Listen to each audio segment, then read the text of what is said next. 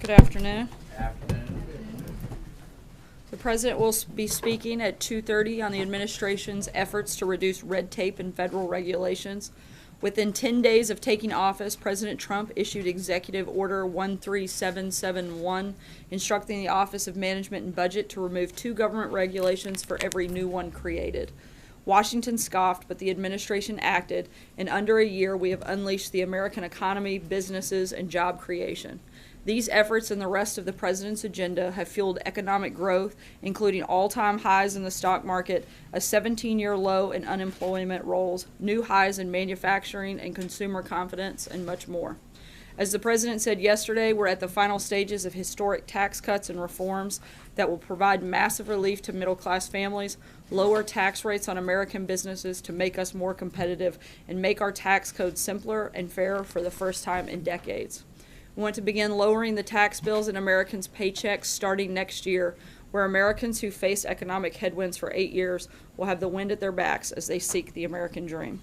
And with that, we'll get started because we are on a short time frame, and I will take your questions. Jonathan. Sarah, on the taxes, what is the president's message to those Americans, including some in the middle class, who will face tax increases under this tax bill? Look, our focus since day one has been to aggressively push to make sure as many Americans as possible get a tax break, particularly those in the middle class. That's going to continue to be our focus as we continue in this process, as I've said time and time again. But the message to those that will face an increase, every analysis has shown some people, including middle-class Americans, are going to face an increase. And overwhelmingly, the middle class will get a huge tax break, as most Americans will. And that is, again, is our goal, is to make sure that more Americans see more of their hard-earned money. That's what we're pushing for. That's what we're going to keep working with the House and Senate to make sure happens. John? On taxes, you've got 2 no's in the Senate so far. You've got Senator Corker, who's been a no for a while. Senator Rubio came out and told us a short time ago that he's a no unless he can get an expansion of the child tax credit.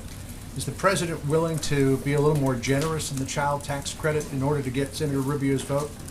Look, we're really proud of the work that we've done already up until this point with Senator Rubio, already doubling the child tax credit, taking it to $2,000 per child.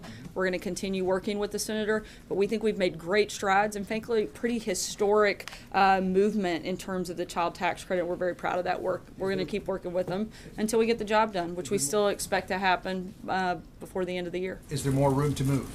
Right now, we're going to focus on letting some of the Senate move forward in the progression of their conversations. Again, we're extremely excited about the progress that we've already made to double the child tax credit. I think that's something important to note, and something that we've worked very closely with Senator Rubio on, and we think he should be very excited about the progress we've made on that front. Connie? Merry Christmas to you as well. Thank you. What have you learned this past year? What changes would you make in the coming year? What have I learned this past year? I would have to say that we would be here a really long time if I walked through everything I've learned this past year. But some of my favorite things would probably be to take time to appreciate some of the really incredible moments and the special time and opportunity and honor that certainly that I have, but I think that all of us have, that we get to come to the White House every day, serve our country, and we get to call it work. I think that's pretty impressive, pretty amazing, and something that I hope none of us ever lose sight of. Thanks, Connie. Mara. Thank you, Sarah. Does the president think that Roy Moore should concede? In other words, does he believe he lost the election fair and square, or does he think he was the victim of widespread illegitimate voting? I think the president's position is pretty clear in his outreach to Doug Jones directly. He called and they spoke yesterday. They had a great conversation, a very positive conversation. He likes Doug Jones and looks forward to meeting him in person, and hopes that he will come and follow through on his commitment to work with the president on some things that they agree on. So Roy Moore Jordan? lost fair and square. That's what you're saying. I think the numbers reflect that, and I think the president's outreach shows that. Jordan? Thanks, Sarah. There's some reports out this morning that Speaker Ryan is considering stepping down at the end of this Congress.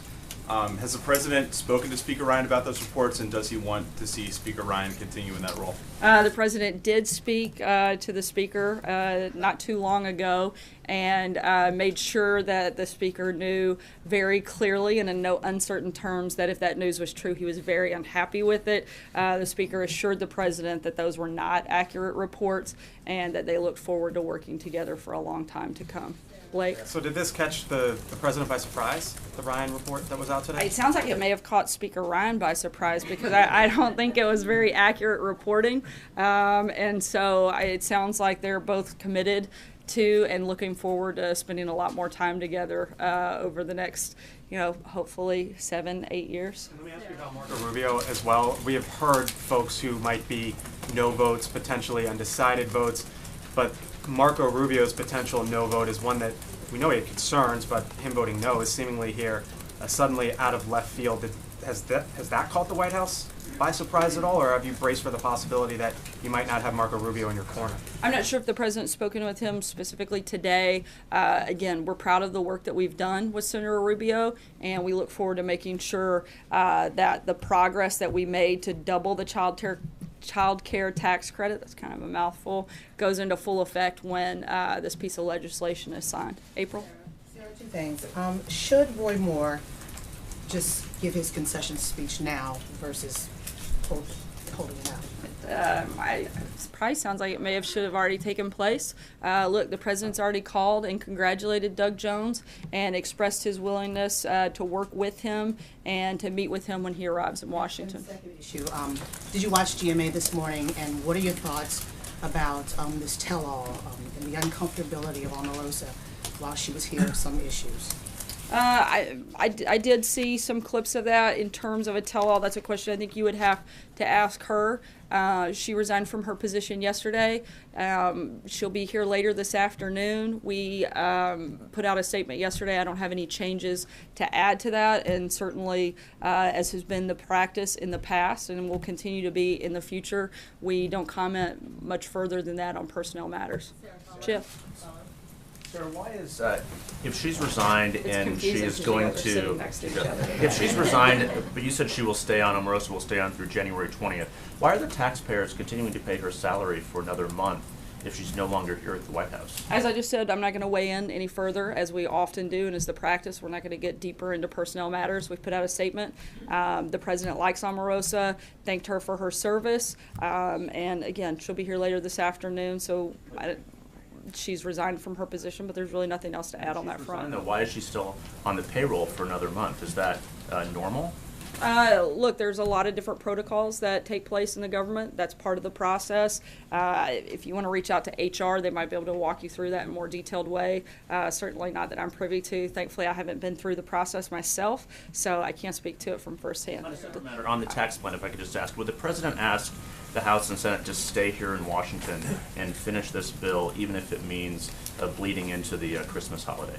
We're pretty confident that we're going to get there before then, but this is something that I think that both the House, the Senate, and the President are all committed to seeing happen, and we're very hopeful that it will take place at the first of next week. Jeff?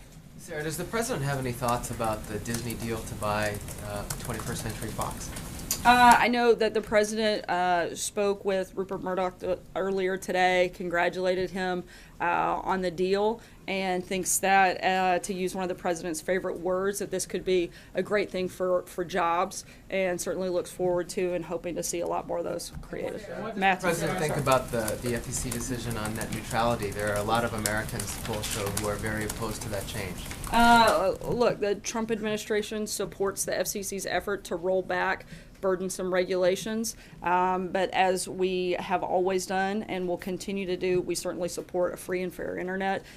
Anything beyond that, I'd refer you to the FCC. Matthew? Getting back to that Alabama result, has what happened down there changed the president's relationship at all with Steve Bannon, given his big support for Moore? And has it changed the president's thoughts on Mr. Bannon's opposition to other incumbent Republican senators? That's a question you'd have to ask Mr. Bannon. I'm certainly not going to speak for him. President's relationship. I know that was the second part of the question you asked about whether or not he would support more candidates, and I can't answer that. In terms of their relationship, I haven't spoken with the president directly about the nature of that relationship and whether that has altered it. Francesca. Thank you, sir. I know that you said that you can't go much further on this personnel matter, but I do want to try to separate out some of the things that we're hearing here and just be crystal clear. So you're saying that Omarosa Manigault was not fired on Tuesday evening, that she didn't get belligerent in her conversation with General Kelly, she wasn't yelling at him, she wasn't cursing at him, and she wasn't escorted off the property. Secret Service said not by them, but she wasn't escorted off the property by someone or some entity other than Secret Service that evening. Look, as I said, Omarosa resigned from her position. I'm not going to go into a detailed process any further than that. We've put out a statement as is standard practice. We're not going to get into the weeds of a personnel decision here at the White House. Access to the White House complex? Morning, Kellyanne Conway said she and other administration officials have been urging Congress to appropriate additional funding for the opioid epidemic. The president declared a public health emergency earlier this fall, but that fund only has $57,000 in it. Economists have predicted that it'll cost upwards of $190 billion over a decade to treat the crisis. Can you tell us how much money that the White House will be urging Congress to appropriate? And what do you have to say to critics who believe that the president hasn't dedicated enough resources to combating the epidemic this year? Look, one of the reasons that the president has put one of his top people here at the White House, Kellyanne Conway, on this is because he sees this as a priority. He sees it as a major concern, not just for the White House, but certainly for America. There's a number of stories, as you just said. The amount of money that it will take to combat this crisis is huge. We're going to continue looking at the best ways to do that. We're working an interagency process to see what that number looks like. That hasn't been finalized, but we're going to continue looking at every way possible. I don't right now. That's is it still around part $45 of billion that was a part of the Republican health care plan? Look, that's, I think, a start, but to fully address this, we want to make sure that we get it right and make sure that we really address this head on. And that's why the president has made it such a focus and put Kellyanne and others here at the White House to really make an emphasis and make that a priority. Is that something that you guys will get done, that appropriation by the end of this year? Can the president promise that? I'm not aware that we can promise that a full funding for that would take place by the end of this year. This wasn't a problem that happened overnight. We're not going to be able to fix it overnight. But what we want to do is make sure that we address it and that we make it a priority for the administration. And we're going to continue doing that until we beat it. The president's spoken about this several times and making sure that we address it from all fronts and all sides. Kristen. Thank you. With Omarosa leaving, how many senior staffers here at the White House are African American? Look, we have a really diverse team across the board at the White House. We always want to continue to grow the diversity here. We're going to continue to do that and continue to work hard.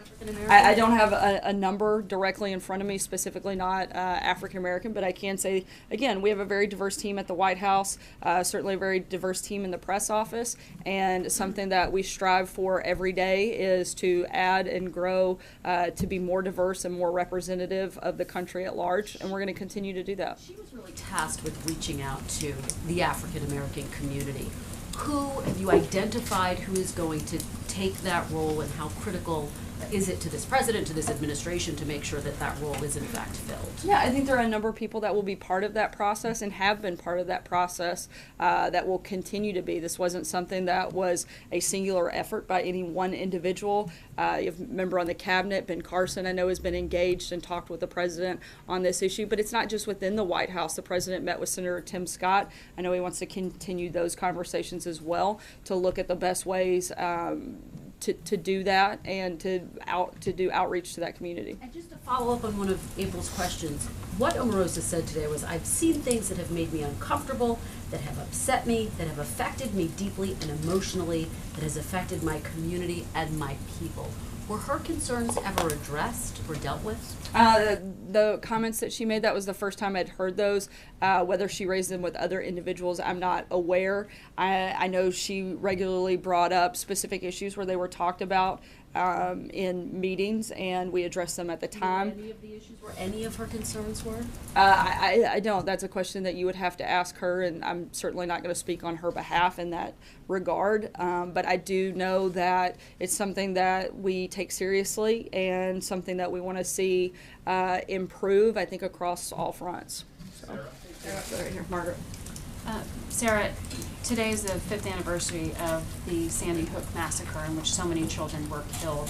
That, of course, as a tragedy, was eclipsed by what happened in Las Vegas, which is now the most tragic and mass shooting on U.S. soil. Since that time, what has President Trump done to try to protect the American people against a similar type of massacre? Does he think anything's been done? What is the administration trying to do? Is there anything at the executive level that he thinks needs to be undertaken?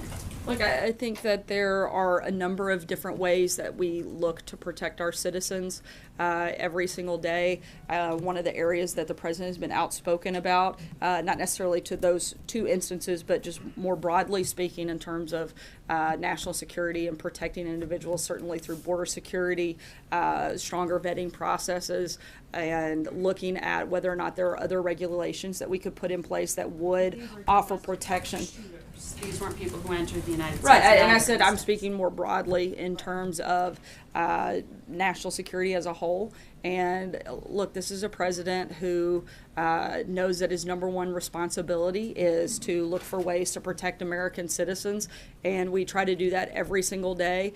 And whether or not there's a regulation that could be put in place or not that could have prevented those things, frankly, I'm not aware of what that would be, but we want to look for every opportunity, every way possible that we can to protect American lives, and we're going to continue doing that. Is it correct to say that the administration is looking at how to prevent these kind of mass shootings by domestic shooters on U.S. soil?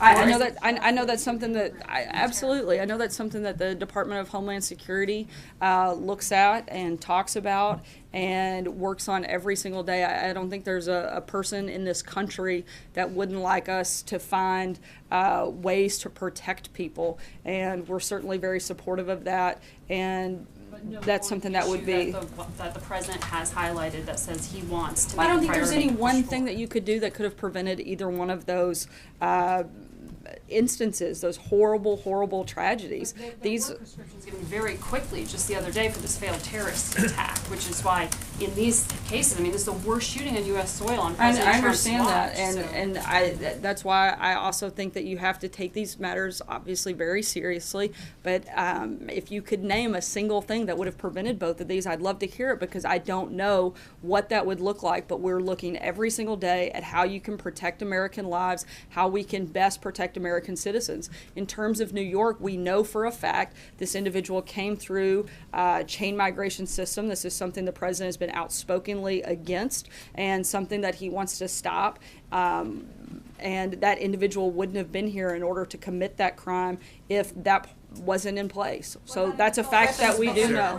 The assault weapons ban, any kind of regulation, any kind of mental health concerns. The president has specifically mentioned that as a possibility. I know that they're looking at some of the mental health issues. It's something the president has raised before, but in terms of a specific policy that we're moving forward with that would have prevented that, I'm not aware of what that would be.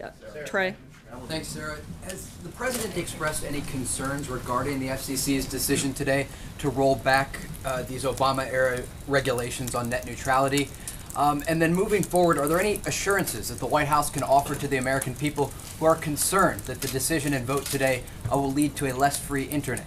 As I said a few minutes ago, the administration supports the FCC's efforts, and at the same time, the White House certainly has and always will support a free and fair internet. We'll take one last question for the day. Brian.